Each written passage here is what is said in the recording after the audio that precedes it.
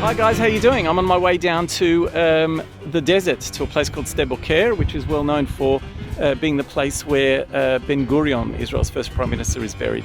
But I'm going there to go on a birdwatching trip for a few days. But I've discovered something very interesting. Apart from seeing all sorts of ruins on the way, I saw something that looks like a lighthouse. I've decided to drive up close, and you're going to see now. Here, I'm going to turn around. You can see here's this lighthouse looking thing. This is the Ashalim solar power plant, and it is powered by 50,600 mirrors which reflect the sun back up to the top of the tower to create thermal energy.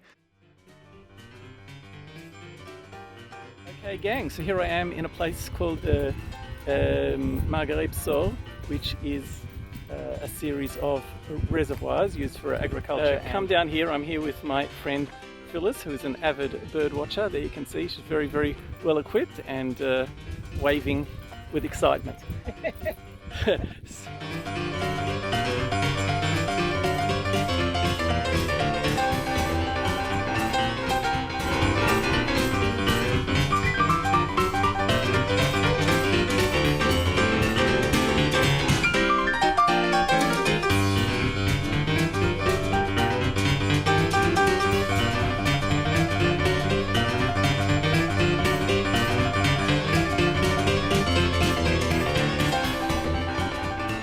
What a glorious day, eh?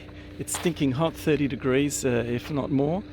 Excuse me, I'm in Yotvata on one of the agricultural fields of the local village, and you can see all the equipment for watering the fields. Over there, these are the mountains of Jordan. Okay, so the Jordan River is just here, and I don't know if you can see the birds, but we're just continuing our bird watching trip.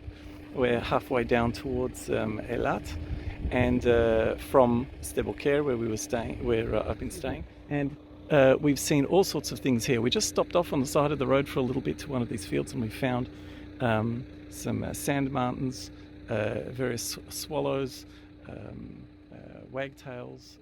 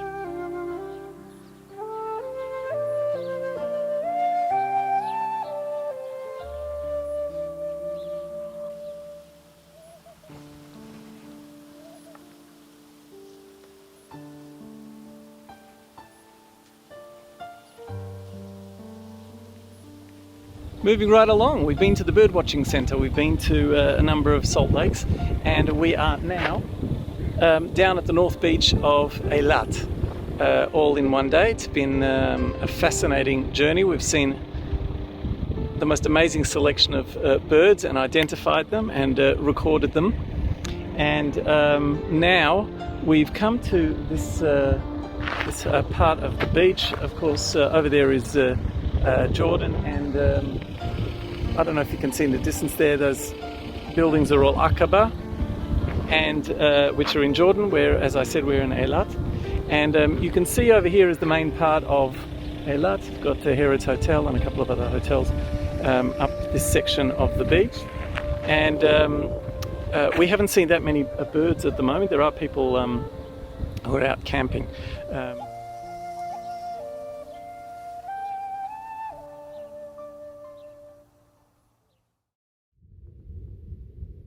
So the days continue, and here I am in a place overlooking Ein Avdat Springs, and you can see the Marl rock in the cliffs of the valley.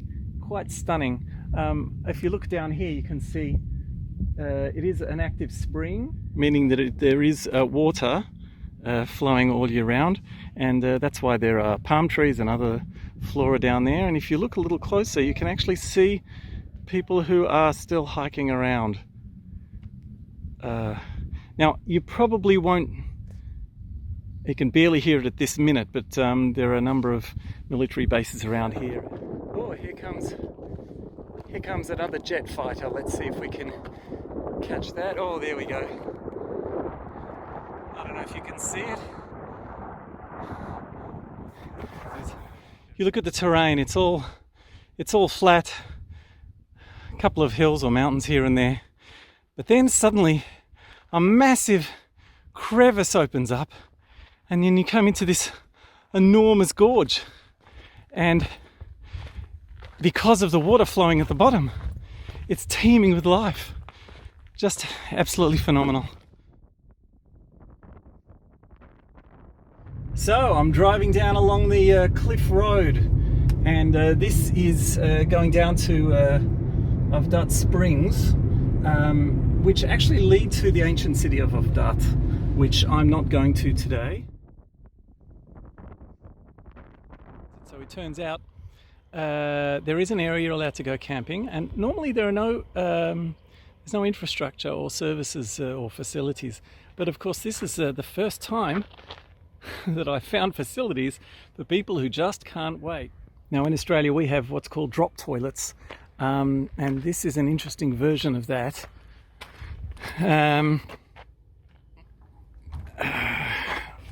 Look at this. There's a plastic bag in here, right? So you've got to crap into the plastic bag, and then because it's desert there's no water, so you take a bowl full of dirt and cover your what you've left behind, cover your deposit. How's that? Well, there's no smell, so I guess that's pretty good. But yeah. The authorities very kindly drop off wood for campfires at night, and apparently it's a great place to stay to see birds, because they come in the evening to eat the scraps left behind by the campers. Sorry, but this is just so totally cool. I'm driving along this road, and look at the scene ahead of me. It's just phenomenal.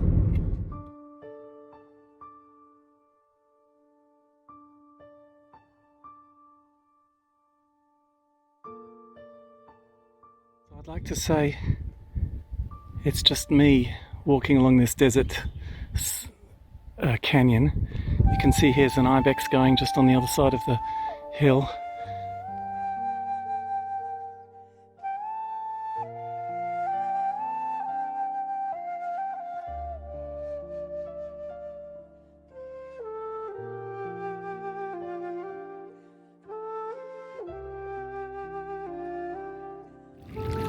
So you might still just hear the Air Force jets flying over while they're practicing, but here we are in the middle of the desert, and we've got this beautiful spring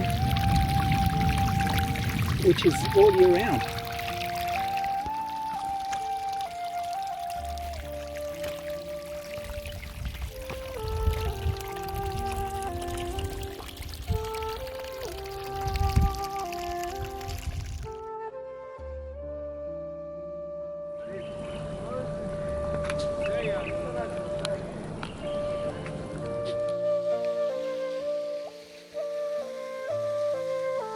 Wow, what a stunning view.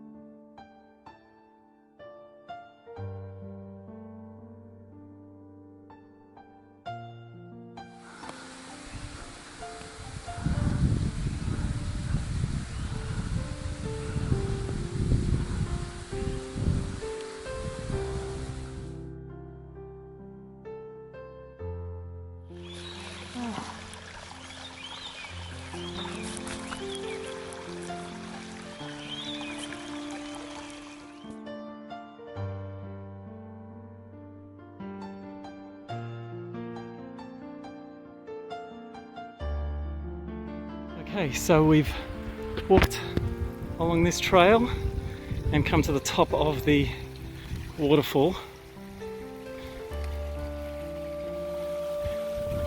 See it all going down there.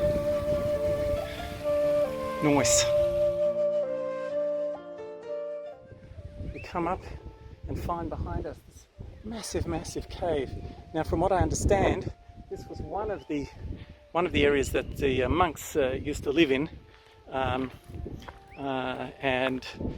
the monks in this whole area were apparently they apparently left. They were Christian monks, of course, from the Byzantine period, and they apparently ended up leaving. Oh, here's another Tristram starling in the tree there. You can hear it making noise. Anyway, they were kicked out during the Muslim invasion, and the whole area was abandoned after that.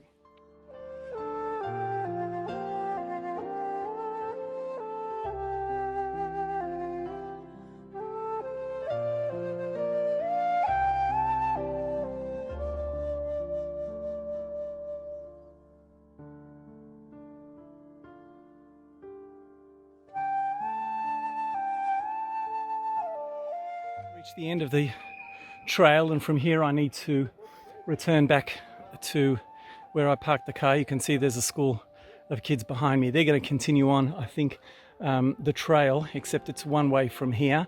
They're going to continue on towards the old city of Dat in that direction. You can see the white in the background.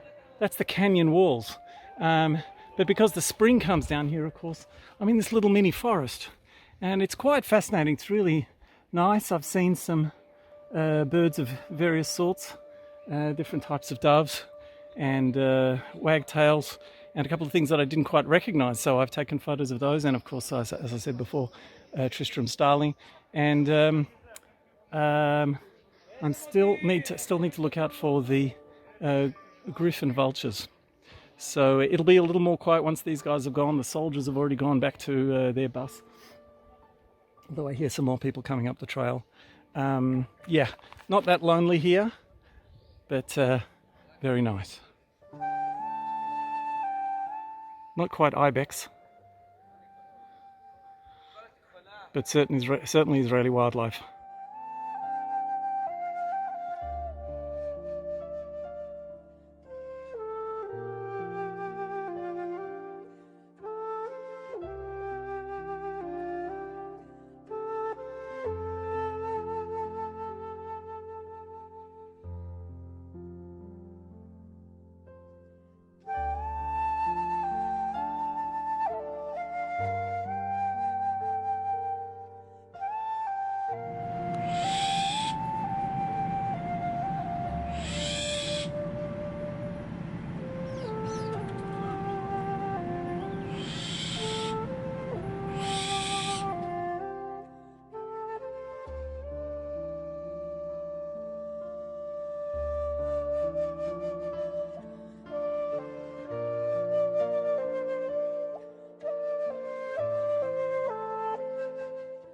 Is that Ben Gurion, Israel's first prime minister, encouraged people to move to the desert, and he felt that this was where there was plenty of room for progress and development. And he actually retired to this area and is buried here. So if I'm in the area, I always feel it's important to come and pay my respects.